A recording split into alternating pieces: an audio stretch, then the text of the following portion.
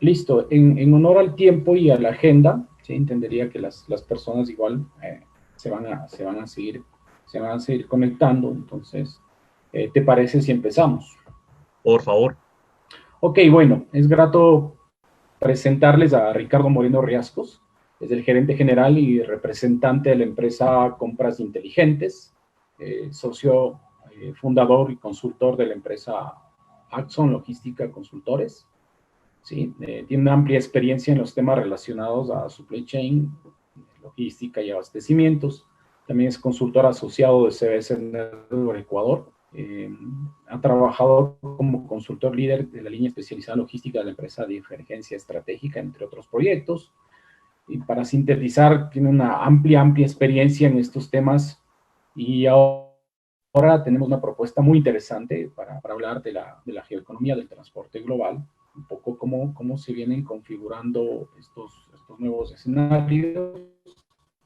Y bueno, la dinámica va a ser que vamos a tener, la charla va a durar aproximadamente 50 a 60 minutos y a la final vamos a tener un espacio para preguntas. ¿Sí? Les sugerimos que sus preguntas las puedan realizar a través de aquí del Zoom, que está habilitado el, el chat para que puedan escribir sus preguntas. ¿Sí? Tenemos algunas personas de México, algunos amigos, tenemos de Colombia también otros amigos, y bueno, súper interesante. Entonces va a estar habilitado las preguntas, a su vez también vamos a estar pendientes de sus preguntas a través de Facebook, se está transmitiendo en vivo por Facebook Live, entonces asimismo les agradecemos a los que puedan compartir este evento para que pueda llegar a más alcance. ¿Sí? Muchas gracias a todos. Ok, Ricardo, muchas gracias por la colaboración con este webinar sobre geoeconomía del transporte global. Sí, siempre grato poder estar en contacto ahora en esta nueva realidad a través de esta vía remota, ¿sí? Y obviamente nos cuentes un poco de tu investigación, de tus estudios, de tu experiencia, cómo se configura el mundo de hoy respecto a este tema, ¿sí? Sin antes reitero mi agradecimiento a los patrocinadores de este evento, la Asociación de Logística del Ecuador, eh, ICC Ecuador, el Comité Nacional de la Cámara de Comercio Internacional de París, capítulo Ecuador, representado por la Cámara de Comercio de Quito, ANAVE Ecuador, eh, gracias por el apoyo, y a su vez también a la Federación Ecuatoriana de Despachadores de Aduanas, de agentes de aduanas, y que nos colaboran. ¿Sí? Entonces, empecemos, Ricardo, te dejo el escenario para que tú puedas compartir tu presentación y nos puedas comentar cómo está este tema. Muchas gracias. No, a ti. Muchas gracias, Roberto. Pues a ti por la invitación. Y pues como lo dices a nuestros patrocinadores, a Solog, a ICC Ecuador, a Nave Ecuador y FEDA, pues gracias porque, digamos, esta iniciativa fue muy bien recibida por ellos para patrocinarnos en este webinar. Y bueno, un saludo muy cordial, muy especial a todos los que se van a unir. Ya vamos en casi 60 personas con nosotros acá. Esperemos que se unan todavía muchas más. Saludos a todos mis amigos, seguramente aquí tenemos también estudiantes, compañeros, gente que nos conoce tanto de Ecuador como de Colombia, que es donde yo me encuentro. Yo estoy transmitiendo desde Medellín. Y bueno, el saludo para todos, no los puedo saludar a todos específicamente, pero ya por ahí vi a gente conocida y gente muy querida. Antes de iniciar, Robert, como lo decías, la idea pues es extender un saludo desde Colombia a ustedes, como siempre lo he hecho en las últimas transmisiones que he podido tener con Ecuador, y es nuestro saludo desde Colombia, un saludo de solidaridad, en especial para Ecuador, pues obviamente por todo lo que han tenido que pasar con esta contingencia. Hemos recibido buenas noticias de que, digamos, estamos volviendo un poco a la normalidad, por lo menos desde las actividades, y eso nos alegra porque sabemos que pasaron momentos muy complejos. Nuestra solidaridad como país hermano lo sentimos como hermanos, y siempre en lo que podamos colaborar y en lo que podamos ayudar. Bien, sencillamente quería hacer una introducción antes de compartir la presentación, y es un poco lo que decías sobre las motivaciones de esta presentación. Es una presentación que yo digamos, es el resultado, como tú bien lo decías, de, digamos, de temas de investigación. Yo trabajé como profesor de tiempo completo ya hace algunos años, trabajé para dos universidades. Y digamos que siempre tuvimos estos intereses porque particularmente para una persona como yo, que soy lo que diríamos acá en Colombia, soy digamos, del interior, pues todo el tema del comercio internacional y de la enseñanza del comercio internacional siempre fue un enorme desafío desde el punto de vista de que cuando uno vive en el interior probablemente no entiende, porque no es un fenómeno vivido, no está viviendo el fenómeno, por ejemplo, del transporte marítimo mundial. Las operaciones a veces para uno como persona del interior suelen ser muy distantes, es decir, parece a veces que no existieran. Y esto de alguna manera me motivó a empezar a estudiar, más o menos desde el año 2010, 2011, todos estos asuntos de geoeconomía, y esto pues terminó presentándose alguna vez en un Congreso Internacional de Negocios aquí en Medellín en el año 2014, y pues digamos que un poco tomé la decisión de seguir profundizando en esta, digamos, en la investigación y en la presentación, y hoy básicamente pues es digamos que vamos a mostrar como los highlights, las cosas, digamos, más relevantes de eso, en función de que entendamos un poco este panorama. Hago la aclaración de que la idea es hacer geoeconomía del transporte global y eso, digamos que lo engloba es desde el punto de vista del máximo alcance. Eh, Particularmente no voy a tocar situaciones muy particulares de cada país porque eso pues obviamente haría un tema de entorno local.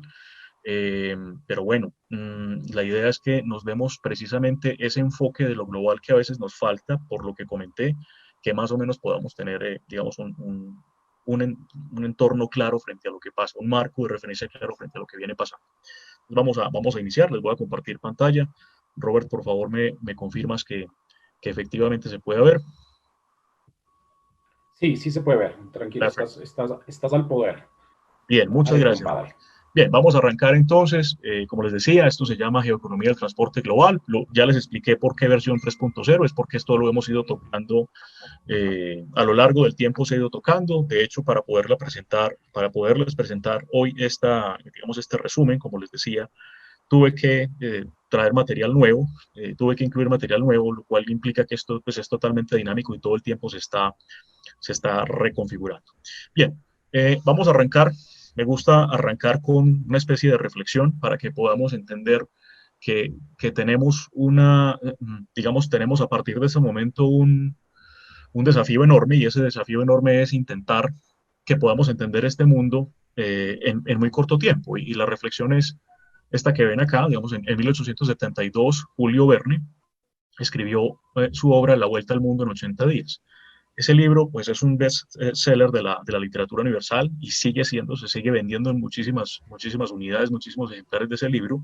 Y lo que habría que entender es que en 1872, digamos que pensar en darle la vuelta al mundo en 80 días era casi una hazaña, ¿cierto? Y hoy, digamos que tenemos un objetivo más o menos igual de temerario, digamos, no tan aventurero, probablemente no tan adrenalínico como el de Julio Verne, pero sí, digamos, es una exigencia interesante poder hacer esto en tan solo 80 minutos, que es lo que me queda de tiempo para poder compartir con ustedes. Y hay un video que incluso me ayuda o más bien me invita a que haga ese reto en todavía en mucho menor tiempo, y es porque vamos a ver un videito pequeño. Cuando les digo pequeño, es un video de 1 minuto 40, 41 segundos, en el que básicamente vamos a hacer eso que Julio Verne decía. Espero que se pueda ver bien el video, no es necesario que escuchemos el audio, más bien, digamos, pongamos de atención a las imágenes, porque básicamente lo que vamos a ver ahí es una vuelta al mundo literalmente en 1 minuto y 41 segundos. Entonces, si me permiten, les voy a poner el videito por acá.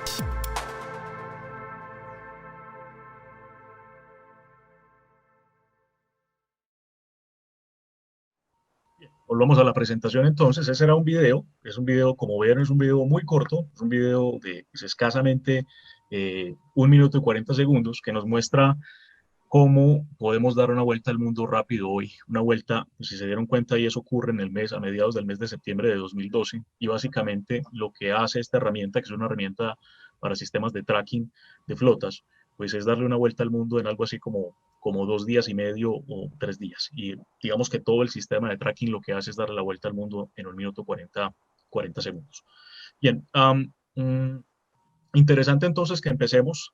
Quisiera, quisiera arrancar por acá, quisiera arrancar diciendo que para poder entender la geoeconomía del transporte global hoy, tenemos que instalar un chip un tanto distinto al que hemos venido arrastrando durante toda la vida por una razón muy sencilla, y es que de alguna forma los mapas que nos han mostrado son el reflejo, digamos, de distintas posturas, no solo históricas, no solo económicas, sino también políticas.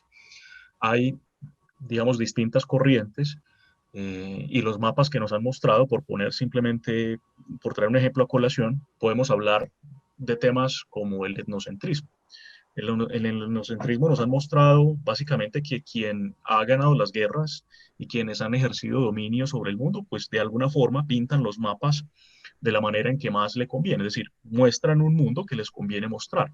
Eso no es necesariamente malo, ¿cierto? Y lo primero que habría que decir es que hay que hacer digamos, una salvedad, y es que en los asuntos de geopolítica y de geoeconomía no existen ni malos ni buenos, solo existen intereses. Y desde el punto de vista, desde ese postulado, tenemos que empezar a hacer nuestros análisis si queremos ser analistas objetivos.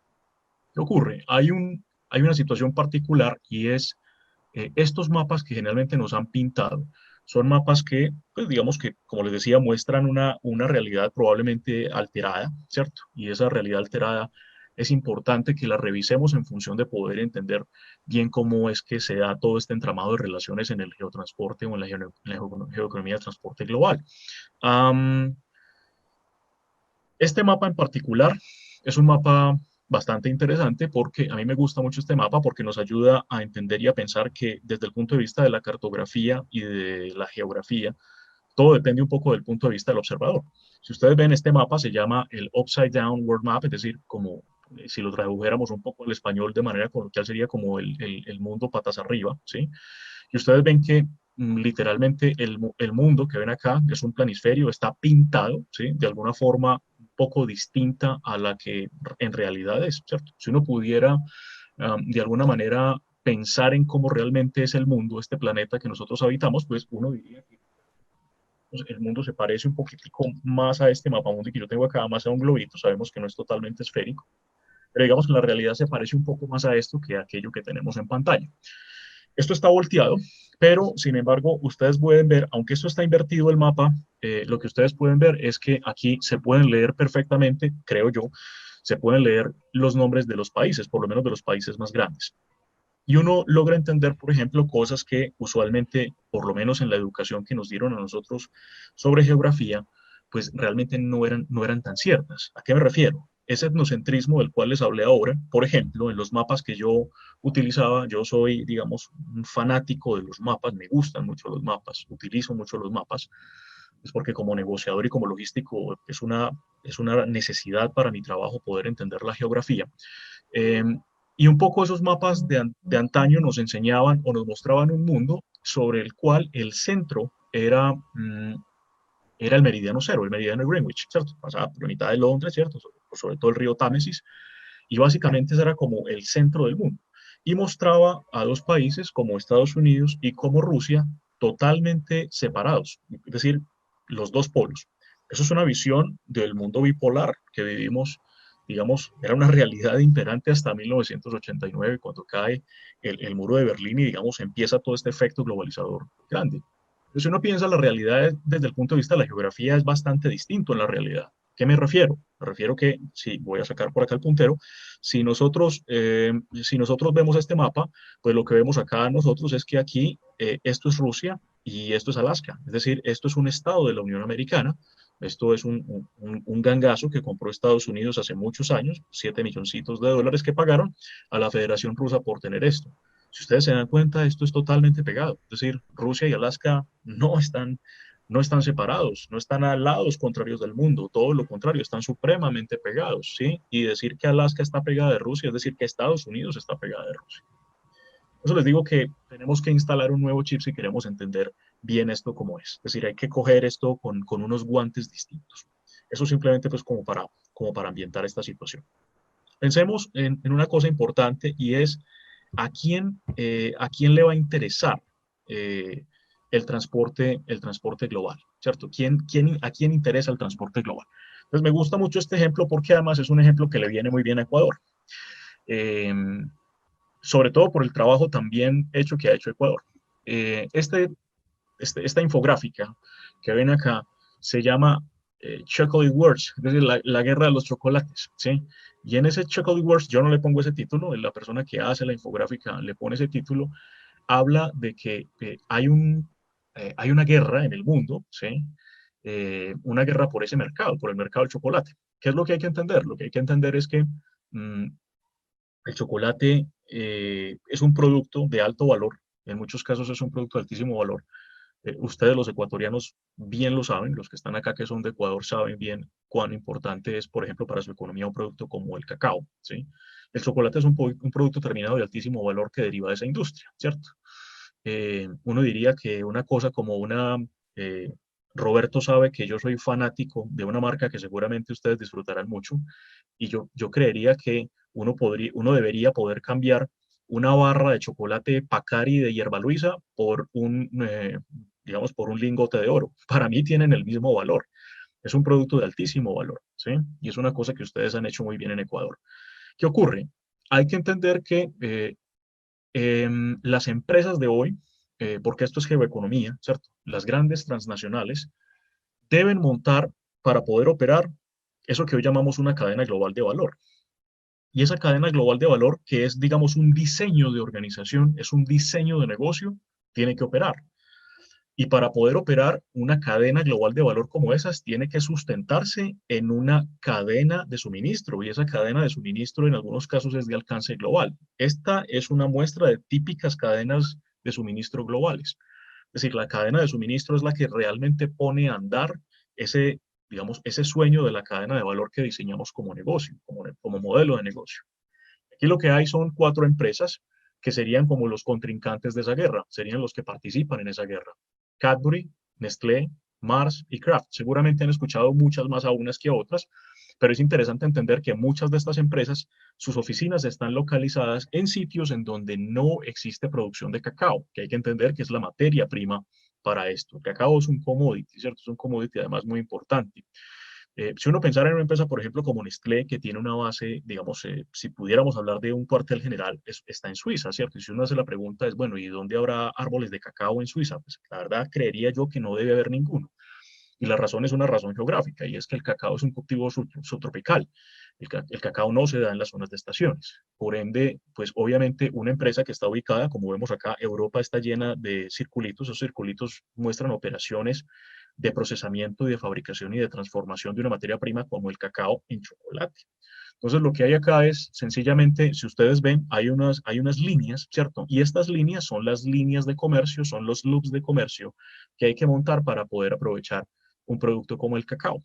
Curiosamente, si ustedes se dan cuenta, ese loop que ven acá, para Ecuador es muy particular este análisis, y es que este loop pareciera que le hace un quite a Ecuador. Es decir, ustedes han aprovechado su cacao para hacer una industria de transformación. Es decir, ustedes han montado su propia cadena de valor sobre el cacao para transformarlo en chocolate de alto valor, al punto que, no sé, una empresa como la que nombraba ahora, como Pacari, ha barrido en todo el mundo en los premios y se ha ganado todas las medallas que existen en este caso, o para este segmento del mercado en particular. Hay cosas curiosas, por ejemplo, como estos países de África que ustedes ven acá, de África Occidental. Hay un país muy importante que es Costa de Marfil, en donde se produce muchísimo, muchísimo del cacao, que todas estas cadenas globales de valor van a utilizar para poder hacer sus chocolates finos. ¿Por qué es importante decir eso? Porque lo que hay que entender es que estas empresas que tienen las fábricas de producción, los centros de producción en algunos países, miren que aquí está segmentado geográficamente los sitios donde están ubicados, Cadbury y Nestlé particularmente en Europa y Kraft y Mars en Estados Unidos. para poder llevar el chocolate hasta allá, es decir, para poder hacer lo que dice la cadena de valor, tenemos que montar cadenas logísticas, cadenas de suministro globales. Y eso solo se puede hacer a través de una cadena de transporte global. Es decir, es el transporte global el que nos permite transportar las materias primas, muchos de ellos commodities, hacia los centros de producción. Si no hubiese una red de transporte global, esto no podría ser una realidad. La guerra es precisamente por quién monta una cadena de suministro de clase mundial para poder soportar esto. Bien lo decía hace ya muchos años un ex ejecutivo de Coca-Cola que decía que en las cadenas de suministro, que la lucha hoy no es entre compañías, y qué bien que lo decía él, porque, digamos, las bebidas carbonatadas se trenzaron en una guerra entre empresas a mediados de los 80, de eso surgió pues, incluso hasta libros famosos como La Guerra de las Colas, que nos explican cómo fue esa batalla tan, digamos, un poco infantil, un poco pueril y de alguna manera inútil, por allá a mediados de los 80, cuando las empresas peleaban entre sí y básicamente la estrategia era publicidad negra. Yo hablaba mal del producto de mi competidor y básicamente en eso digamos, se cimentaba la estrategia de negocio. Hoy sabemos que eso pues, es una pérdida de tiempo, de plata y bueno, perdemos una oportunidad enorme de hablar bien de nuestro producto. Si solo hablo mal del producto del competidor, pues no tiene ningún sentido. Mm, y se dice, la guerra ya no será entonces entre compañías, la guerra será entre cadenas de suministro. Es interesante porque muchas de estas cadenas de suministro que sirven a cada una de estas empresas son operadas incluso muchas veces por los mismos operadores, es decir, comparten estos señores de la guerra, perdón, del chocolate, comparten los mismos operadores. Es increíble lo que pasa, es increíble lo que el transporte y el diseño de un transporte global puede llegar a ser. Entonces, interesados, este es solamente un caso que lo traigo a colación porque creo que viene muy bien para explicarlo para nuestros países, pero puede usted montar una cadena, perdón, una guerra de cualquier producto importante que sea. Pasará algo parecido con el petróleo, básicamente con cualquier commodity, usted puede montar un mapa, mapear una guerra parecida a la que usted ve acá. Recordemos que esa guerra es una guerra desde el punto de vista comercial, ¿no?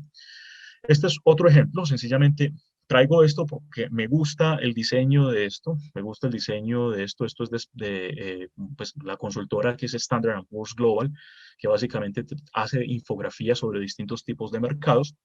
Y aquí lo que se está mostrando es el comercio, digamos, esto está relativamente reciente, es para finales del año pasado. Y básicamente lo que va a mostrar es esto, son los flujos que existen en un commodity en particular, que es lo que llamamos el LNG, que es el gas natural licuado.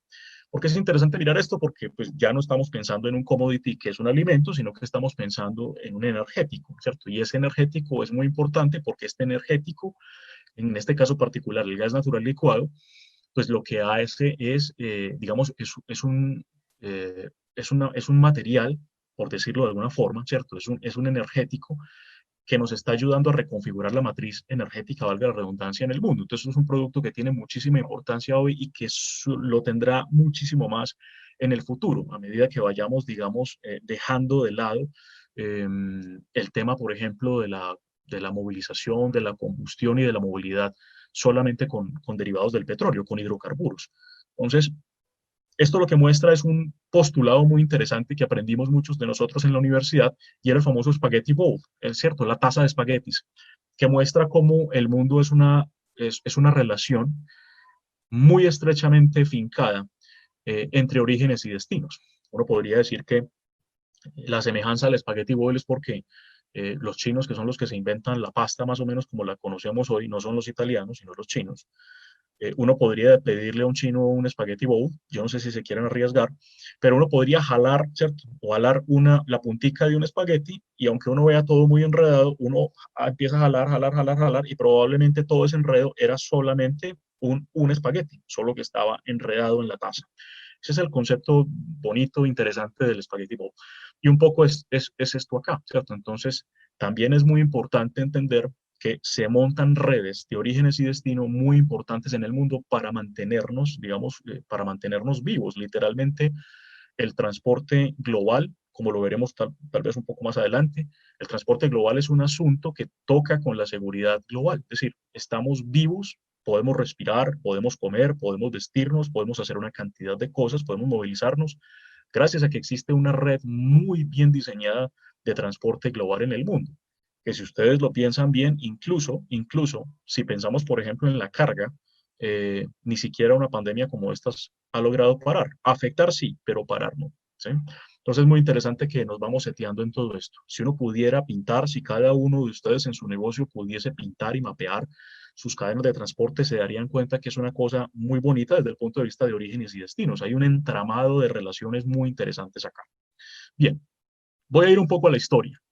Eh, para que entendamos un poco cómo esto se ha movido, ¿sí? Y esto me gusta mucho, yo suelo utilizarlo mucho, porque me permite mostrar los cambios importantes desde el punto de vista de geoeconomía, y cuando hablamos de geoeconomía, particularmente los cambios en función de cómo han migrado los centros de gravedad desde el punto de vista de flujos físicos en el mundo. Cuando hablamos de flujos físicos es obviamente el flujo de mercancías o de la carga, y cómo esto en cuestión de 30 años, pues digamos, se modificó. Aquí básicamente no quiero entrar totalmente en el detalle de esto, pero básicamente esto es lo que llamamos un mapa de peso.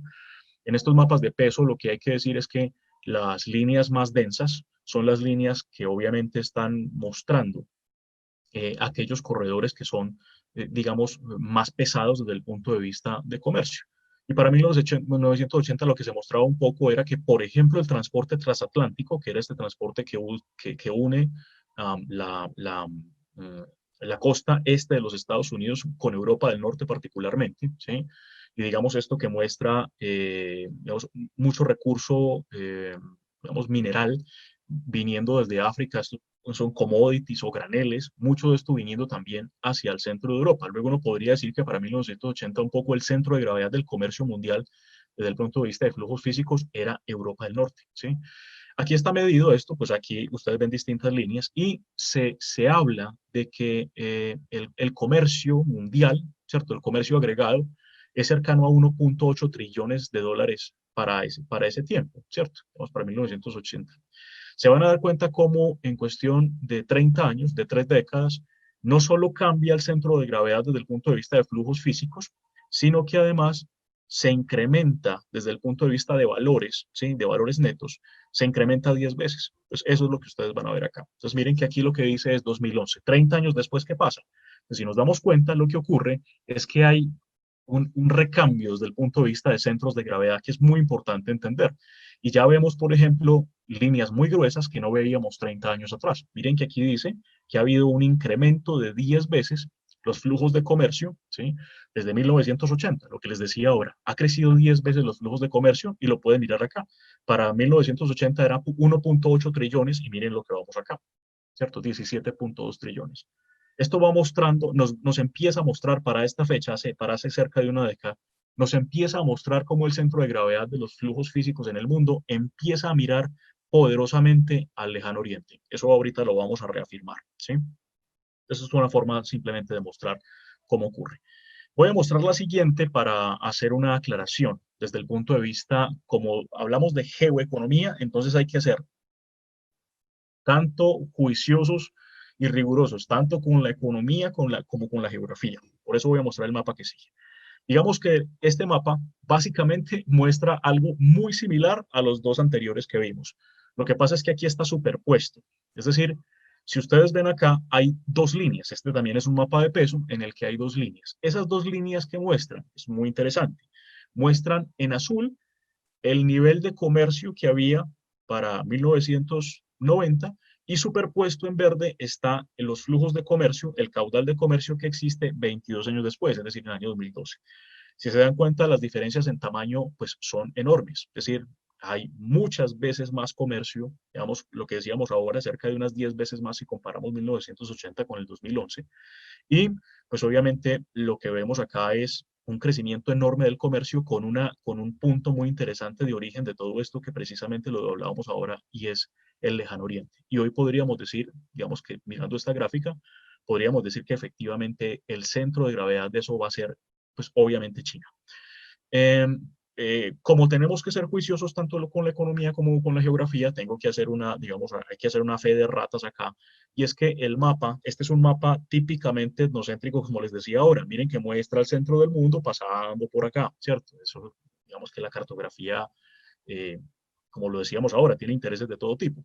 Pero si pensamos bien, esto debería ser pintado distinto en función de hacernos entender que geográficamente, es decir, físicamente, estos flujos de comercio que salen de acá realmente conectan con Estados Unidos es por acá, es decir, por la costa oeste, porque esto sería el Océano Pacífico y esto también sería el Océano Pacífico. Físicamente esto no ocurre como están viendo acá, sencillamente una forma de expresarlo partiendo de un mapa que pues básicamente es un mapa etnocentrista. Por eso les decía, cuidado con los mapas, porque los mapas tienen unos temas de diseño que pueden llegar a ser engañosos. Y frente a eso les cuento una anécdota, como ha sido una preocupación para mí los mapas toda la vida de la geografía.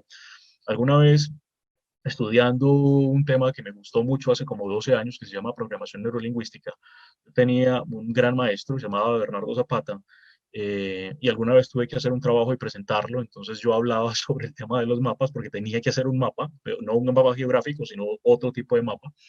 Y en ese mapa yo le decía, yo le expresaba mi preocupación por no haber puesto en el mapa aquello que yo sentía que era necesario. Y él me decía, pues estás perdiendo el tiempo preocupándote por eso. No te preocupes, que cualquier mapa solo es una idea del territorio. El mapa no es el territorio, solo es una idea del territorio. ¿Sí? Eso, como decimos aquí en Colombia, eso me rayó y me permitió entender que lo que había que analizar era pues, los mapas en función de quién había construido esos mapas. Por eso les digo, este mapa es interesante, trae información que nos sirve mucho, pero cuidado, porque físicamente no ocurre así. Hay errores de construcción en este mapa. Bien, pensemos en esto, sigamos con esto y es, ¿por dónde pasa el transporte global? Entonces, básicamente lo que tenemos acá es una propuesta de un mapa también de densidad. En ese mapa de densidad, ahora la densidad aquí es por colores, y en esos colores lo que vemos básicamente es una cosa. Recuerden que el videito que vimos al inicio nos mostraba básicamente cómo fluía el comercio a través del mundo en unos 2 o 3 días. Y era muy interesante entender eso por una razón, porque el mapa nos planteaba dos situaciones muy interesantes. Una, primero, la velocidad con que se mueven los flujos en el mundo, pero otra cosa también muy interesante, y era lo que ustedes están viendo acá, y era básicamente por dónde se mueven esos flujos. Con una cosa muy importante, y es que hacían mucho énfasis en lo que nosotros en geopolítica llamamos los choke points. Esos choke points son como cuellos de botella, son como puntos de restricción del comercio mundial. Y básicamente lo que planteaba el video planteaba tres. Es probable que haya más, pero hay tres que son supremamente importantes si pensamos en el mundo de hoy. Y precisamente están, digamos, ubicados muy cerca de esta zona punteada, que si ustedes lo ven es la zona de mayor densidad, en este caso de transporte oceánico, de transporte marítimo, que es como nosotros le llamamos, digamos, en términos generales. Mostraba el estrecho de Malaca, ¿cierto? Este estrecho es muy importante, es la zona de tráfico marítimo más cargada en el mundo hoy.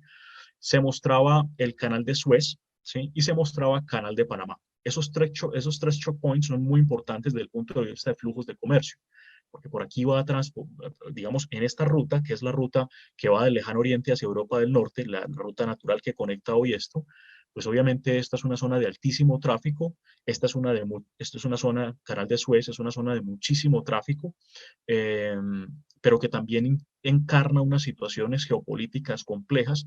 Y obviamente el Canal de Panamá lo que hay que entender es que fue una solución americana a la conexión entre la costa este y la costa oeste y la costa este, ¿cierto? Por eso los americanos terminan, cuando digo los americanos me refiero a Estados Unidos, terminan de construir y de abrir este canal en el año 1914, ¿sí? En agosto de 1914. Entonces es muy importante entender que el mundo tiene esto, que son unas especies de embudos. Hay unos puntos de restricción que son muy importantes en el mundo y que cumplen esa función que es una función, es la función que tienen que cumplir. A mucha gente no le parecerá chévere desde el punto de vista de negocio, pero hay que entender que existen esas especies de peajes grandes en el mundo que controlan los flujos en esto que podemos llamar, en ese concepto geopolítico, las autopistas del mar. Hay autopistas en el mar, ¿sí? Bien. Um, Permítanme que esto se me ha bloqueado, ya se me desbloqueó. Ok, entonces, importante entender, como vamos a hablar de geoeconomía, pues es muy importante entender cómo hemos ido, cómo hemos ido atendiendo las necesidades crecientes en el mundo.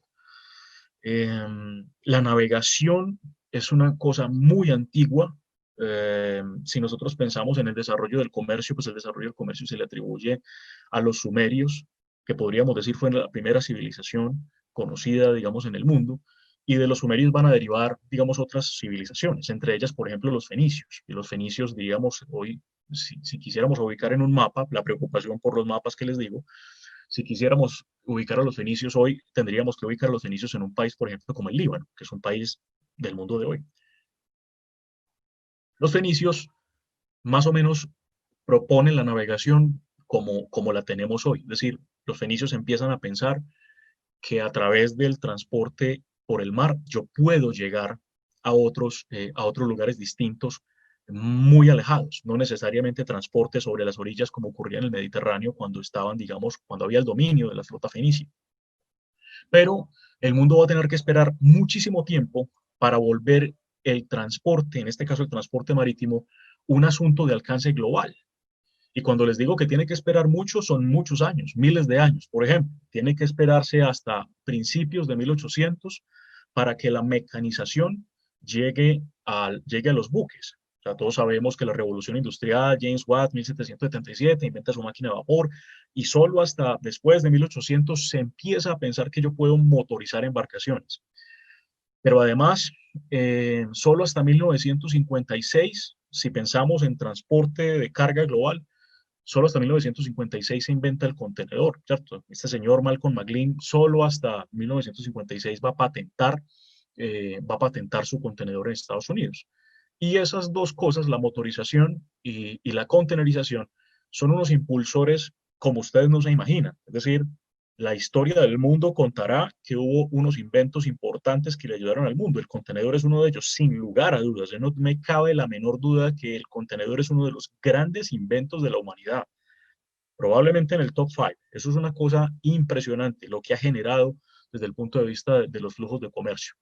La Conferencia de las Naciones Unidas para el Comercio y el Desarrollo, la UNCTAD, dice que después de la invención del contenedor, los flujos de comercio en el mundo han crecido 80 veces hasta hoy. O sea, es una cosa impresionante el aporte de esto. Entonces, obviamente, lo que hay que entender es que hay flotas.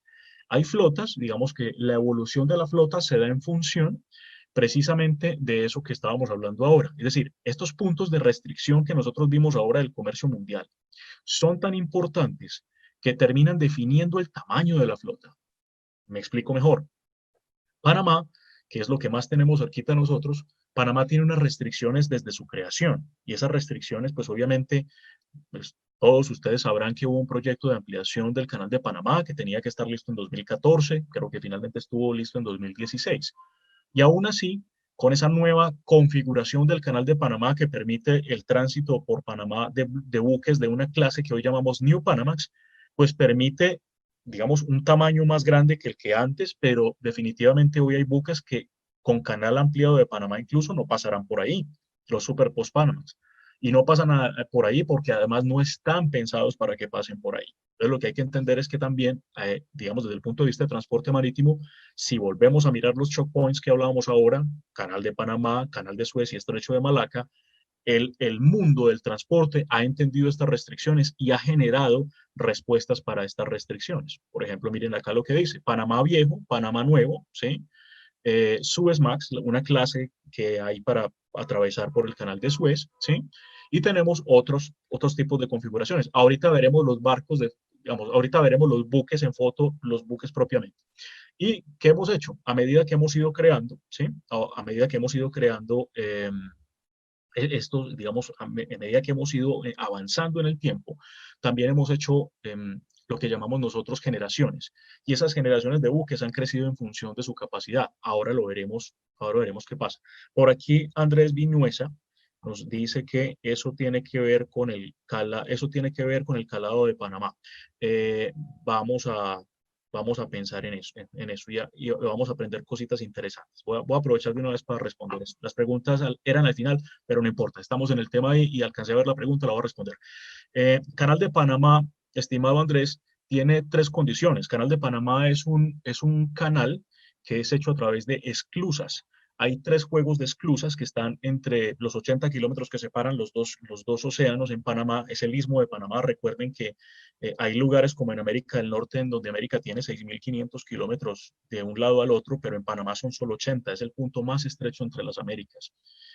Lo que se hace ahí es un juego de esclusas. Lo que hay que entender es que el mar está, los dos océanos están al mismo nivel, y lo que hace Panamá es que lleva los buques a través de esclusas, que son como unas especies de escaleras, los lleva a 26 metros sobre el nivel del mar. Es decir, literalmente para cruzar el canal de Panamá hay que subir los buques a 26 metros sobre el nivel del mar. Eso implica unas condiciones complejas porque las esclusas están cerradas, y no es solamente un tema de calado, haciendo la claridad, Andrés, que cuando hablamos de calado es como lo estás haciendo tú. Es decir, uno habla del calado desde el punto de vista del buque, ¿cierto? El buque es el que tiene el calado, que es una medida que no cambia. Los puertos tienen profundidad, o los canales tienen profundidad. O sea, el calado es del buque, la profundidad del puerto o del canal. ¿Qué ocurre? Existen esas 3 medidas, que son la longitud, ¿cierto? Que es la eslora; existe la manga, que es el ancho del buque; y la profundidad como tal.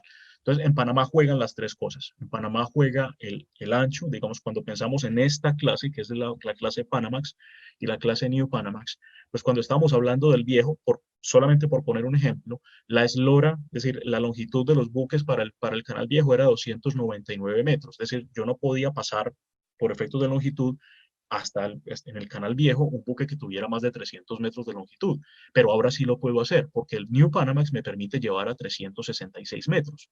Es decir, las medidas se han cambiado, pero también la manga, el ancho, pero también el calado. Entonces, tiene que ver con eso, la restricción tiene que ver con eso. No pasa lo mismo en Canal de Suez. En Canal de Suez, por ejemplo, no hay esclusas. Entonces, allá las condiciones son distintas. Allá la condición es la sedimentación del canal. Por eso los buques pueden ser muy anchos, muy largos, pero hay que tener cuidado, digamos, desde el punto de vista de calado, porque hay mucha sedimentación, porque hay que entender que en Canal de Suez lo que hace es que 2 mares se juntan. Yo estoy juntando el Mar Rojo con el Mar Mediterráneo. Ese cruce de corrientes genera una acumulación de sedimentación muy fuerte en la entrada, digamos, en lo que es netamente Canal de Suez, que, digamos, desde el punto de vista de propiedad, es Egipto, ¿cierto? Es interesante esa aclaración, y espero que haya quedado resuelta tu inquietud. Les dije que íbamos a ver los buques particularmente, ¿sí? En los buques particularmente lo que tenemos es, vamos a pensar en esto, hay una especie digamos, de límite de crecimiento, y es este límite de crecimiento que ven aquí abajo junto al logo de mi estimado Robert, que son los 400 metros. Hemos visto, digamos, Titanic, que fue es una joya de la navegación. Es un buque que servía, era el Correo de la Reina, por eso se llama RMS Titanic. RMS es Royal Mail Service, es el servicio real del Correo de la Reina. Y hemos visto, por ejemplo, cómo a lo largo del tiempo hemos construido embarcaciones. Si ustedes se dan cuenta, miren qué curioso, la eslora, es decir, la longitud de los buques no ha superado los 400 metros. Si ven acá, este señor que fue muy importante, el MOL Triumph, muy importante; el Madrid Merckx, muy importante, 399 metros de eslora; y el OOCL Hong Kong, que es, digamos, relativamente nuevo, ¿cierto? 399.87 metros de eslora. Pero si se dan cuenta, las capacidades del punto de vista de transporte siguen creciendo. Es decir, siguen creciendo, pero curiosamente la eslora no la estamos cambiando. Ahorita analizamos por qué eso. Y miren curiosamente, hace tal vez 2 meses, tuve que hacer esta presentación para una universidad que me lo pidió hacer acá en Medellín, y para ese tiempo esta era la foto. Acá terminaba esta diapositiva, hablando de un buque de la línea MSC, que es una línea italo-suiza, que es el Gulson, ¿cierto? El Gulson era para ese tiempo, digamos que para principios de este año, era el buque más grande del mundo de esta clase. Es decir, buques, lo que decimos arriba, cellular vessels, es decir, buques portacontenedores. Era el más importante, y si ustedes se dan cuenta, miren, tremendas diferencias. Aquí estamos acercándonos a los 24.000 TEUs. Para quienes no saben, un TEU es una unidad de transporte equivalente a 20 pies, es decir, lo que decimos un contenedor estándar de 20 pies. Y básicamente lo que decimos acá es que en el Gulson cabrían, desde el punto de vista de capacidad nominal, es decir, espacios para colocar contenedores, tendríamos este espacio, esta capacidad para transportarlos, casi 24.000.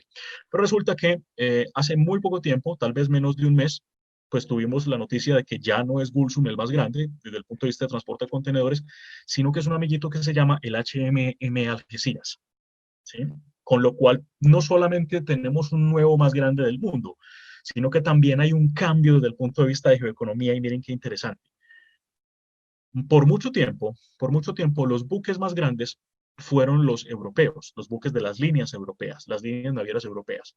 Sin embargo, en el último año hemos estado viendo cómo las navieras del lejano oriente empiezan a interesarse en hacer embarcaciones que pueden ser las más grandes del mundo. Este es un caso particular.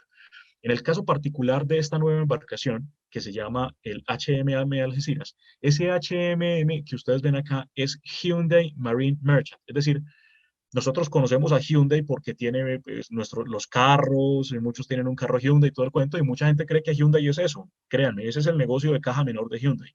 El negocio grande de Hyundai está es acá, ¿cierto? El negocio de hacer los buques más grandes del mundo.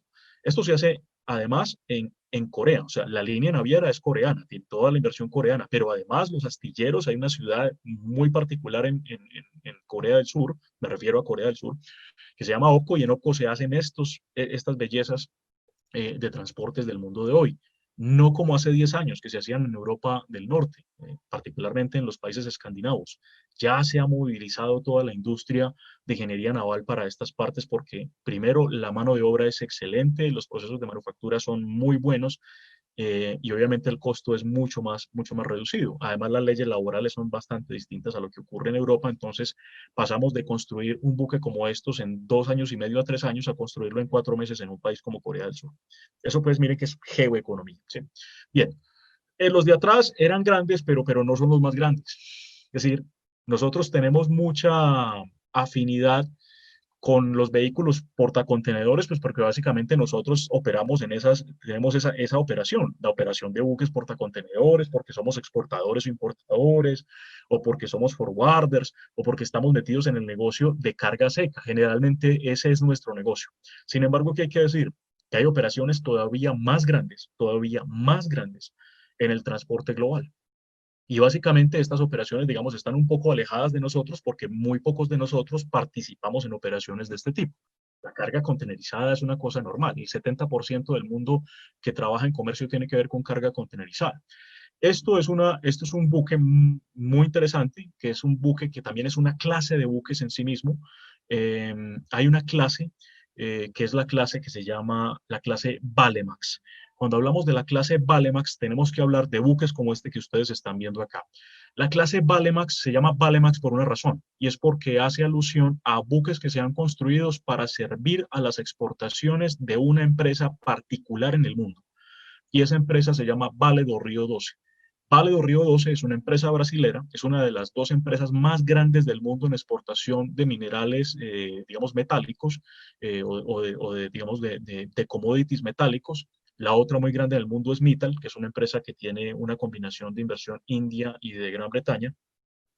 Y Vale do Rio 12 está ubicada en Brasil, está ubicada al nordeste de Brasil, en una zona cercana a un punto de referencia de navegación del mundo que se llama Ponta da Madeira, que sería como Punta de Madera para nosotros en español, y allí es donde se hacen estas grandes operaciones. Or Brasil, miren, aquí dice, dice Or Brasil, y este es un tipo de clase Valemax. ¿Qué es lo que transporta? Transporta mineral de hierro. Hay que entender que estos buques están hechos para una operación única. Cuando les digo que una operación única es que estos buques se cargan con un único producto, en este caso mineral de hierro, se cargan en Brasil y generalmente son descargados en otro puerto en el mundo, en Rotterdam. Eso por condiciones como las que ahorita decía Andrés, por la profundidad de los puertos. Entonces, básicamente los únicos dos puertos del mundo que estarían preparados desde el punto de vista de condiciones de acceso para esto serían el puerto de origen, que es este, y Rotterdam, que tiene un canal de navegación de cerca de 24 metros de profundidad, lo que le permite alojar cosas como estas. Entonces, si entendemos este buque, va, viene, va, viene, va, viene, y solo hace eso, solo hace llevar, lo único que hace es llevar mineral de hierro a su destino. Son operaciones enormes. En una operación como esta se pueden llevar en un solo viaje hasta 350.000 toneladas de mineral de hierro. Y para que ustedes entiendan el tamaño de esta operación, una empresa como Volkswagen en Alemania, con una sola carga de este buque, es capaz de fabricar 300.000 carros monovolumen. Es decir, con una sola carga de este buque se pueden fabricar 300.000 carros. ¿Qué es interesante entender? la operación más grande que tenemos hoy. Digamos, el buque desde el punto de vista de lo que llamamos nosotros nomenclatura, es decir, el largo, el ancho y la profundidad, el calado del buque, esto es la operación más importante desde el punto de vista tamaño que tenemos hoy. Es un buque que manda a fabricar la compañía anglo-holandesa Shell, que ustedes saben que trabaja digamos, en el sector petróleo, y que hace, digamos, la construcción, construye esto que es una plataforma. Y si se dan cuenta, el buque se llama el Prelude, ¿cierto? Pero es Shell Prelude y está esto que vimos acá, el LNG. Es decir, esta es una embarcación, la más grande del mundo, se construye, ¿sí? Para poder transformar ese subproducto del petróleo que se explota en el mar, que se explota offshore, ¿sí? En el mar, y se transforma en LNG para el mundo. Hoy se encuentra, digamos, a unos cuantos cientos de kilómetros de la costa australiana, está fondeado, ya se va a quedar por bastantes años, haciendo todo este tema de transformación. O sea, esto es un verdadero coloso de los mares, si ustedes se dan cuenta acá. Este es uno de los buques portacontenedores más grandes, el Maersk Mc-Kinney Møller, y mire que se ve pequeñito al lado de un buque como estos. Estos son los verdaderos grandotes, entonces, del mar. Bien, continuemos. Vamos a continuar. Discúlpenme que esto a veces se me tilda. Ok, la pregunta, ¿cierto? ¿Por qué tan grandes? ¿Por qué hay que hacer esto tan grande? Entonces, de la geoeconomía, extractemos lo que es economía pura. Resulta que mmm, estas dos grafiquitas nos van a ayudar a entender por qué, por qué tendrían que ser tan grandes y por qué hay un auge de embarcaciones tan grandes hoy en el mundo. Resulta que aquí, lo que hay en esta primera parte, lo que vemos es el costo, ¿sí? El costo de mandar a hacer aquí, en este eje vertical, tenemos el costo en millones de dólares de mandar a hacer una embarcación en función de su capacidad nominal de TEUs, es decir, la capacidad que tienen para llevar contenedores. Como es obvio, a medida que nosotros construyamos buques que tienen mayor capacidad de transporte de TEUs, pues obviamente el costo será mayor. Entonces uno diría, entonces, ¿por qué si cuestan más, por qué quiero hacer eso? Y es que resulta que podemos decir, hay un cruce, y ese cruce lo vamos a hacer con lo que está por acá, que es, digamos, el costo de capital de mover cada TEU. Esto asumiendo una ocupación o una utilización de capacidad del 85% de la flota, que digamos que cuando no hay pandemia, más o menos es lo que ocurre. ¿Qué pasa? A medida que yo hago buques más grandes, obvio, sí tengo que pagar más plata por cada uno de ellos. Un buque más grande vale más plata, pero si se dan cuenta, a medida que voy agregando contenedores, pues el costo de capital, ¿sí? Por movilización de contenedores empieza a bajar. Y eso es un efecto positivo para el negocio. ¿Por qué? Porque yo puedo transferir eso como una promesa de valor a clientes. Yo lo he visto, yo lo he vivido, ¿cierto? No siempre pasa, pero en algunos casos pasa. Y es, uno puede acceder a flotas nuevas, ¿sí? A flotas más rápidas, a flotas más eficientes. Es otro concepto, ¿cierto? Tendríamos que pensar en los temas de sostenibilidad y todo aquello, pero esto suele ser muy eficiente, suelen ser muy rápidos, suelen ser buques totalmente nuevos, con lo que los costos, por ejemplo, de aseguramiento se reducen por ser flota nueva, y a mí me pueden cobrar menos plata por cada contenedor movilizado. Luego, entonces, es una función de costo, en este caso de la fabricación, de costo por capacidad, pero aquí de disminución de costos por utilización. Es decir, buques cada vez más grandes que meten más contenedores, el costo por cada contenedor movido es menor. Ese es el efecto interesante. Entonces, es un juego financiero muy interesante hacer buques muy grandes porque, claro, valen más, pero yo puedo transportar muchísimas más unidades. Y eso me permite a mí generar un retorno de esa inversión mucho más rápido. Y obviamente, si puedo trasladar esto o si quiero como negocio trasladar eso al cliente, eso puede llegar a pasar. Bien, eh, un poco para reafirmar lo que decíamos ahora. Los grandes tamaños, ustedes pueden ver acá, los grandes tamaños de buques están, digamos, este es un mundo más parecido al planisferio, al que vimos inicialmente, es decir, al mundo aplanadito. A esto solamente le falta que lo pudiéramos hacer en 3D y sería fantástico, pero el mundo más o menos es como ustedes lo ven acá. Acá vemos corredores del comercio mundial y obviamente también aquí hay esas densidades, ¿sí? Esas densidades, miren que acá estamos hablando para fecha del 2014, estamos hablando de millones de TEUs que se mueven por estos corredores. Si se dan cuenta, vuelve y juega. El centro de gravedad de todo esto es este punto. Y desde aquí parten muchas de esas líneas, ¿cierto? El origen de muchas de esas líneas va a ser esta. Si se dan cuenta, recuerden que en 1980 el transporte más importante desde el punto de vista de escalas de transporte global era este que ustedes ven acá, que era el transporte transatlántico. Miren, para una fecha como finales de 2014, miren eso como está ya es pequeñito, es muy pequeño, ¿sí?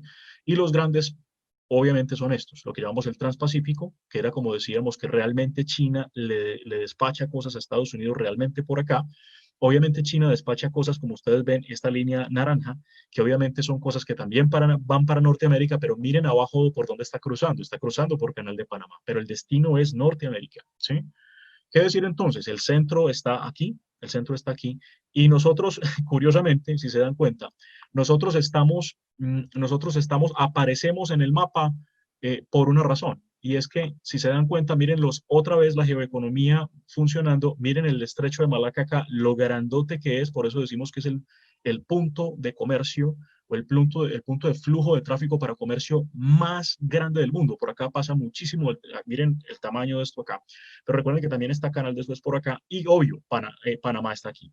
Entonces miren Sudamérica, o sea, pero Sudamérica, o sea, casi nos sacan del mapa, pero nos tienen que poner porque obviamente hay que graficar este choke point que está aquí y que, como digo, sirve para entregar mercancías a la costa este de los Estados Unidos. Este es el mundo visto desde la realidad de la geoeconomía del transporte. Es decir, estos son los corredores. No ha cambiado mucho hasta el mundo de hoy. Bien, pensemos en esto. Ustedes dirán, este señor, ¿por qué está hablando solamente de transporte marítimo, sabiendo que el mundo es más cosas que transporte marítimo? La razón es muy sencilla. Es un tema de escalas. La Conferencia de las Naciones Unidas para el Comercio y el Desarrollo, la que les decía ahora, la UNTAD, ellos sacan todos los años una publicación que les recomiendo, muy interesante, que se llama el Review of Maritime Transport, es decir, la revisión o la revista del transporte marítimo. Todos los años sale, es espectacular, es una publicación muy interesante. Ellos dicen que del flujo de comercio, más o menos el 93 y algo por ciento, 93,5% de los flujos de comercio en el mundo se van a mover por transporte marítimo. Luego eso deja a los otros modos con menos del 7% de la carga movida en el mundo. Es decir, por importantes que sean los otros modos, desde el punto de vista de porcentaje, de peso específico, terminan siendo marginales, ¿sí? Y una forma de explicar es esta que ustedes ven acá. Esta gráfica la hace ABB. ABB es una empresa que es de Suiza, digamos, tiene origen en Suiza y origen en Suecia. Eh, ABB significa ASEA Brown Boveri y es la fusión de dos empresas, una que se llama ASEA, que era suiza, y Brown Boveri, que era sueca, perdón, y Brown Boveri, que es suiza. Se juntan y quedan ASEA Brown Boveri, para no decir ASEA Brown Boveri, simplemente decimos ABB. ABB, ¿por qué hace esto? Porque ABB, que es una empresa, vuelve y juega, que tiene participación importante de suizos, ayuda a construir este buque. Ellos ponen la motorización, ellos son expertos en potencia, en equipos de potencia, y ellos hacen los motores de este buque que se llama el Oscar. Este buque que se llama Oscar es un buque de la línea MSC, que hoy es la segunda línea naviera más grande del mundo, y básicamente lo que están mostrando acá es, mire, un buque, un solo buque como nosotros, como Oscar. Oscar es el buque más grande del mundo casi todo el año 2015, pues el buque más grande del mundo portacontenedores, todo el año 2015, casi todo el año 2015.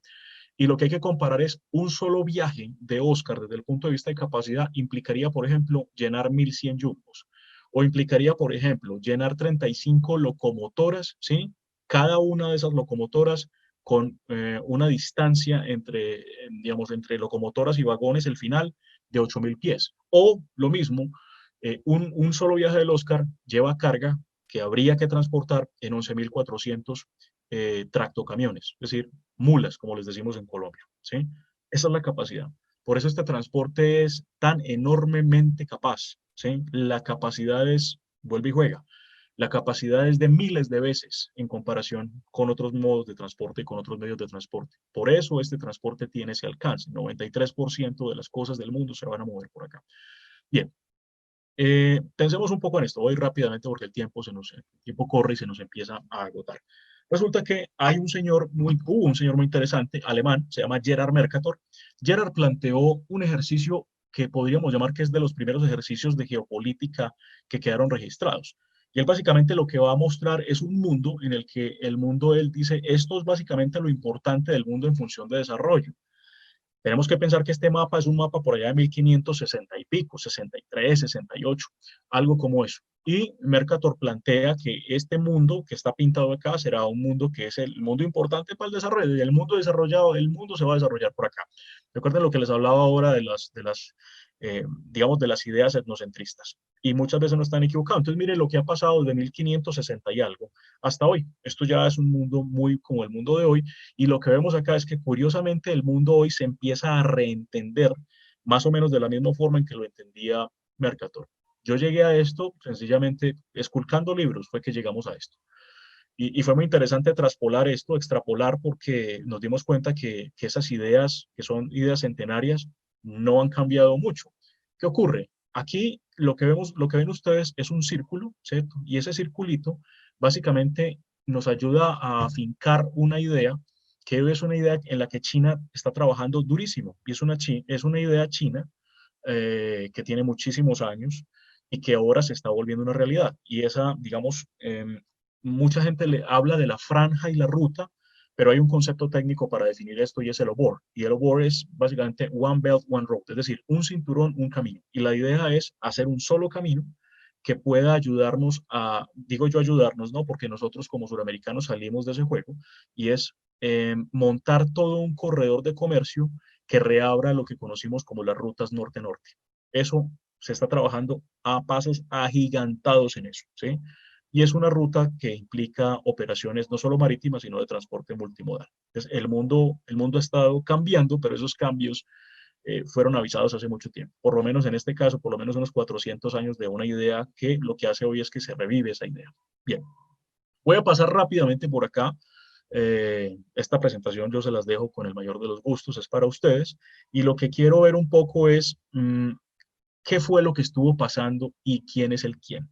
Entonces resulta que por allá para mediados de el 2013, es decir, hace unos 7 años, se empezaron a hacer unos ejercicios de fusiones y de adquisiciones, lo que llamaríamos nosotros merger, ¿cierto? Una fusión y adquisición. Distintas líneas navieras empezaron a unirse. El primer ejercicio grande del mundo ocurrió con las tres navieras que eran las más grandes del mundo en ese momento. Las tres europeas, ¿cierto? Maersk, que es de Dinamarca, es danesa. MSC, que como lo dije ahora, pues básicamente es suiza, aunque tiene una participación ahí italiana. Y CMA-CGM, que es la gran línea francesa. Estas tres compañías se unen, y cuando se unen, básicamente lo que tienen es una participación enorme del mercado de transporte, en este caso de contenerización. Esto ya nos va mostrando cómo esta geoeconomía del mundo es un tema de competencia, literalmente, de guerra, por competir por lo que ven acá. Están compitiendo por un pedazo de pastel. ¿Qué ocurre? Con esta alianza P3, básicamente China dice, un momento, yo no veo eso tan bien, y por lo menos acá no van a poder entrar. Entonces, digamos que China de alguna manera boicotea. Yo no voy a calificar si eso está bien o está mal, simplemente China dice, yo no voy a permitir que ustedes como grupo, como conglomerado en este caso, entren a participar de este negocio. A mí me parece que eso es una típica movida monopolística, y yo, en lo particular, China no va a permitir que eso pase. Tienen que hacer una cosa distinta, pero así no van a entrar. ¿Listo? ¿Qué ocurre? Hay una respuesta. Esa respuesta se da por parte de una fusión, es decir, digamos que a una fusión, o en este caso a un conglomerado, a una alianza, que es como se llama en el mundo del comercio, del transporte marítimo, una alianza. Entonces, si ven por acá estaba P3, y lo que hicieron otras líneas fue responder. Entonces, literalmente lo que se formó fue G6 versus P3. Recuerden que China decía, ojo, no los voy a dejar entrar acá con esa configuración, porque literalmente están monopolizando. Ahora vamos a ver las cifras que implica un grupo como estos. Después, ¿qué ocurre? Entonces, lo que vemos es que en algún momento lo que antes existía, que era la alianza P3, termina volviéndose la alianza 2M. Recuerden que la alianza P3 tenía a Maersk, a Mediterranean Shipping Company, a MSC y a CMA-CGM, la francesa. Claro, ellos que dicen, no, China no nos va a dejar entrar así, entonces alguno de nosotros tiene que salir, ¿cierto? Entonces, de alguna forma sale CMA-CGM de esa alianza P3, pero mira que rápidamente se reconfigura, y empiezan a armar lo que se llama Ocean 3, ¿sí? Sigue G6 y también hay otra nueva alianza de empresas del sudeste asiático, particularmente coreanas y taiwanesas, que se empiezan a juntar para volver a competir. Y esto, vuelve y juega, todavía se vuelve más ácido en el futuro, y ya vamos a ver qué está pasando.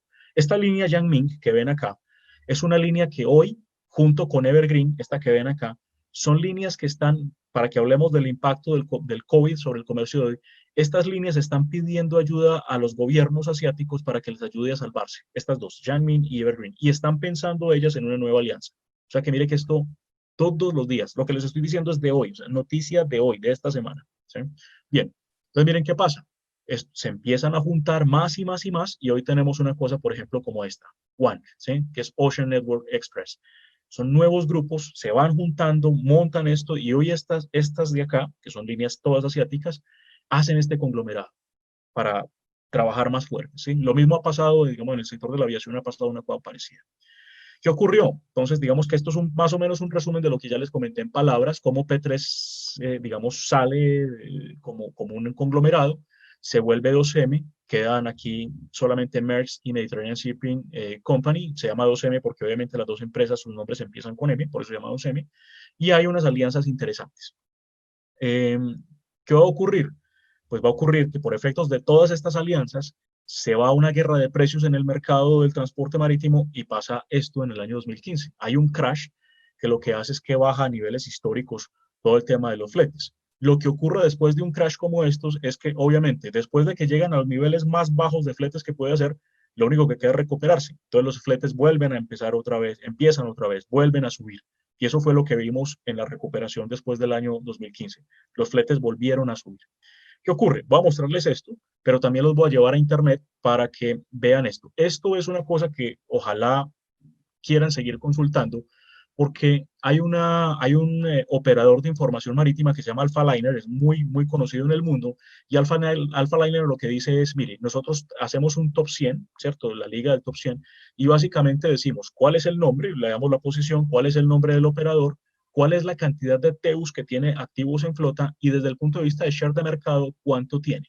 Y además le decimos otros dos datos. ¿Cuál es la flota existente? Es decir, ¿cuál es la flota que tiene hoy, digamos, desde el punto de vista de buques? ¿Y cuál va a ser el order book? Es decir, ¿cuáles son las nuevas órdenes para construcción de nuevos buques de flota?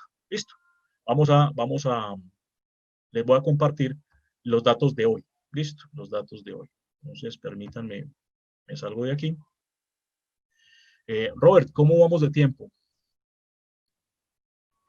Bueno, estamos, sí, un poquito ajustados, pero bien, la idea es tener el espacio para las preguntas. Tenemos algunas preguntas interesantes, Vale, cerca de listo. 100 personas en el Zoom y, bueno, Ya me 25 voy en a, Facebook Live.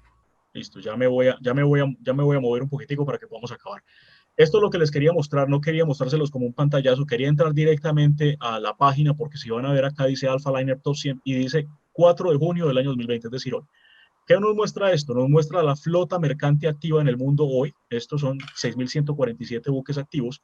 5.359 de ellos son buques portacontenedores.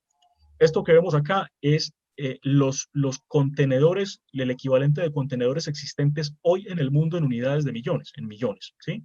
Y aquí lo que tienen es lo que se llama el DWT, que en español sería el TPM, es decir, el tonelaje de peso muerto.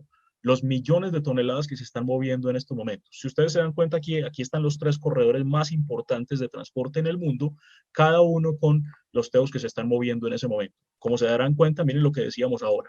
Transpacífico, ¿sí? Y Far East Europe, este que es desde China hasta el norte de Europa, mire que es por lo menos 3 veces y media más grande que el transporte transatlántico, lo que veíamos ahora en gráficas. ¿Listo? Y acá está el share del mercado. Miren por qué China decía que no quería dejar entrar a Alianza P3 como un conglomerado, porque si lo volvemos a sumar, mire qué pasa. APM hoy, esto es Maersk, APM tiene 16.8, Mediterranean Shipping tienen 15.4% y CMA-CGM, que ya pasó al cuarto lugar porque lo desplazó Costco, que es China, tiene 11.2.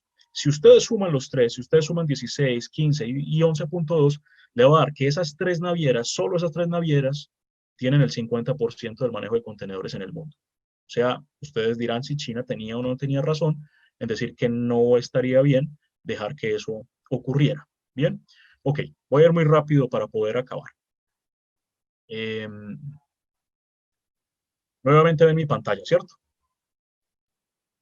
Ok, pensemos en lo de hoy. Mire, esto es junio del año 2020, es decir, esto ocurre hace 3 días, 2 días. Esto es Alpha Liner, el mismo Alpha Liner. Está diciendo en términos porcentuales, no voy a entrar en el detalle de cada una cosa de estas, pero mire que lo que está diciendo esto es la capacidad inactiva hasta 1 de junio de 2020. Y miren, estos son porcentajes. ¿Qué ocurre hoy? ¿Cuál ha sido el impacto de COVID en este negocio que, como vieron, es enorme? Para una línea, por ejemplo, como Merck, que ya vieron que es la primera del mundo, hay 9.5% de flota inactiva, por varias razones, por 3 razones básicamente, ¿sí? Pero para MSC, que es la segunda, 12.9%. Para Costco, que es la China, 5.5%. Este es el efecto a hoy. Miren la fecha de esto. Digamos, desde el punto de vista de efecto COVID sobre el transporte global. ¿Listo? Rápidamente voy a pasar por transporte aéreo porque sé que hay gente que va a decir, ¿por qué no hablo del transporte aéreo? Listo, entonces, ¿qué ocurre? Voy a ir sencillamente a gráficas. Estas gráficas van a mostrar el momento de mayor caída. Si ustedes se dan cuenta acá abajo dice abril. Ustedes dirán, pero es que estamos en junio ya. Resulta que este fue el momento de máxima caída. ¿Por qué máxima caída? Porque a partir de abril se empezaron más o menos a abrir y a normalizar algunas operaciones. En la mañana de hoy, pues nos enteramos que China ya abrió, a partir de este fin de semana pasado, abrió los aeropuertos para que vengan, digamos, pasajeros que vienen o vuelos que vienen desde Estados Unidos, Canadá y algunos países de Europa. Es decir, ya se está empezando a normalizar en muchas partes esto, pero estos fueron los momentos de mayor caída. Miren que todas las regiones del mundo cayeron, ¿sí? Todas las regiones del mundo cayeron. Y esta es un poco la nueva realidad. La realidad es esta, una línea como Indigo, ayer mostraba esto es la fuente es Air Freight Logistics, que es una fuente que yo sigo para información de transporte aéreo, y mostraba esto. Estas son nuestras nuevas realidades, ¿sí? Un poco la gente tendremos que acostumbrarnos a transportarnos así, pero este también es un cambio importante desde el punto de vista carga, ¿sí? Cómo las aerolíneas que comparten carga y pasajeros, es decir, que trabajan bajo un formato que se llama belly cargo, que es las aerolíneas que comparten carga y pasajeros, cómo tuvieron que acomodar, si ustedes se dan cuenta, miren, esto es una cabina de pasajeros, miren los portamaletas, los portaequipajes arriba, cómo tuvieron que reacomodarse, reinventarse, que es la palabra que ya nos tiene cansados, ¿cierto? En función de quitar todas sus cabinas de pasajeros para poder llevar carga. En este caso muy particular, elementos de protección personal. Esa es la nueva realidad. Esto lo vamos a seguir viendo por mucho tiempo. ¿Vale? Ok.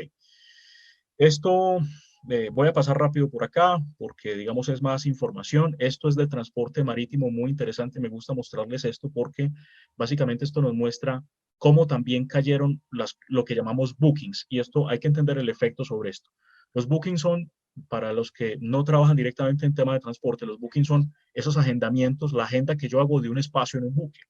Y esos bookings han caído a efectos de que, claro, hay una cantidad de carga que no se ha movido y este también fue, digamos, el pico de mayor caída en su momento. Y básicamente se miden dos cosas. La roja mide cómo se han cancelado contenedores particularmente, y la línea azul muestra cómo han habido cancelaciones de bookings de buques, es decir, cómo los buques no se han movido. Si ustedes se dan cuenta, realmente esto es muy interesante porque esto muestra desde enero de 2017 hasta más o menos nuestros días, y si ustedes se dan cuenta, por lo menos en el caso de los buques, esta caída no es un efecto solo de COVID, venía una desaceleración desde el punto de vista de bookings. Esto genera otro problema, que es lo que llamamos los blank sailings. Cuando China se recupera, es muy importante que China se recupere, pero China se recupera y empieza a enviar carga a muchas partes del mundo, pero si las otras partes del mundo no se están recuperando, pues lo que hay que entender es que estos buques deberán volverse vacíos otra vez a China. Y eso genera un efecto que es el blank sailing. Eso es muy nocivo desde el punto de vista de precios y desde el punto de vista, digamos, de economía del transporte. Y mucha gente dice, no, yo prefiero no hacer eso, prefiero parar, por eso vieron los indicadores de paro ahora, porque no sale demasiado costoso tener buques por el mundo sin carga de compensación. Es un tema complejo. Esto lo muestro porque hace parte del efecto sobre el mercado en general, sobre todo el mercado. Y si ustedes se dan cuenta, estos son cifras de la UNTA, como decía ahora, la Conferencia de las Naciones Unidas para el Comercio y el Desarrollo.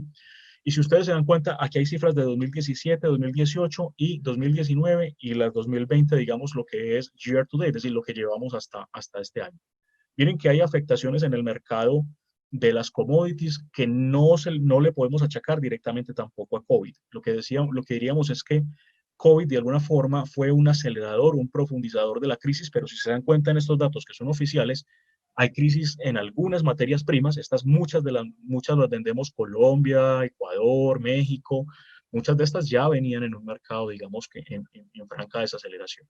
Bien, ahora sí cerrando entonces, ¿por qué nos debe importar este rollo? Lo que les decía al inicio, y es, eh, todos vivimos en un mundo totalmente interconectado, y pues si no vivimos cerca de la orilla del mar, eso no quiere decir que no tengamos que estar atentos a estos temas, como les decíamos. Si no hubiese una red de transporte, créanme, la ropa que usted tiene puesta, el computador por el que usted está viendo esto, o el celular por el que está viendo esto, no sería posible que estuviera en sus manos. Entonces, el asunto del transporte marítimo es un asunto, como les decía, de seguridad global. La importancia que tiene ver estos temas es fundamental para el futuro de nuestros negocios. Eh, Simplemente quería decirles que el transporte marítimo, como ya se los voy a comentar ya para cerrar, es un asunto que está declarado en el mundo como un asunto que es de seguridad para toda la humanidad y que es muy importante entender. Hay muchas oportunidades, pero también hay muchas afectaciones por efectos de lo que estamos pasando y hay que entender cuál será el futuro inmediato de esto. El futuro inmediato tendrá que ver con cancelación de operaciones. En el caso, por ejemplo, de las aerolíneas, ustedes ya lo están viendo. En Ecuador ya TAME fundió, en Colombia Avianca fundió. Ustedes acabaron de reactivar vuelos nacionales. Nosotros no vamos a reactivar vuelos nacionales ni internacionales solo hasta septiembre. Es una verdadera, digamos, calamidad desde el punto de vista de negocio lo que estamos viviendo y hay que entender que eso afectará las cadenas, digamos, las cadenas logísticas como las conocemos hoy. El mundo seguirá andando, pero el mundo cojeará y va a cojear un ratico mientras somos capaces, digamos, de recuperarnos. Entonces, conclusión, tenemos que estar más atentos de esta información. Si bien nosotros no vivimos al lado de un puerto, es muy importante entender que estas operaciones son literalmente la vida del mundo. La sangre del mundo corre a través del transporte global. Y pues ya para despedirme, les dejo esta frase de un exsecretario general de IMO. IMO es la Organización Marítima Internacional, que es una agencia de las Naciones Unidas. Este señor que es griego, Eftimos Mitropoulos, que es un exsecretario general, decía, sin transporte marítimo internacional, la mitad del mundo se congelaría y la otra mitad se muere de hambre. Ese es el mensaje que deja una persona como estas. Solo para rematar un dato, y es que el transporte marítimo global es el único transporte en el mundo que es regulado por un ente de carácter supranacional como la Organización Marítima Internacional. Ni el transporte carretero, ni el transporte férreo, ni el transporte aéreo está regulado en el mundo por organizaciones como estas. Son organizaciones civiles. En el caso marítimo es la Organización Marítima Internacional por la importancia que les dije que tenía. 93% de las cosas del mundo que van y vienen se van a mover por acá. Por eso es un asunto de seguridad global. Bien, no es más, mi estimado Robert y mis estimados asistentes. Hemos terminado y bueno, si hay alguna pregunta que yo pueda responder, pues con el mayor de los gustos. Ok, Muchas gracias a estimado. todos por la paciencia. Bueno, sí, gracias por la excelente presentación. Estamos en tiempo, se había propuesto un webinar de 90 minutos. Ajá. Gracias por la amplia explicación. Tenemos algunas felicitaciones, les agradecemos. Llegamos a cerca de 100 personas inscritas por Zoom.